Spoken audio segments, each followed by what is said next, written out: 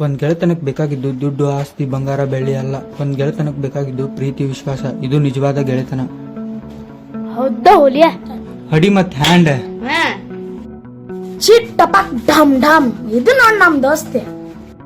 ಹುಡುಗ್ಯಾರೆಲ್ಲ ನಮ್ ದೋಸ್ತಿ ಮುಂದೆಲ್ಲ ಬ್ಲ್ಯಾಕ್ ಪಾಯಿಂಟ್. ಇದು ನಮ್ ದೋಸ್ತಿ. ನಮ್ ದೋಸ್ತಿ ಒಳಗ ಹುಡುಗ್ಯಾರ ಇಲ್ಲ.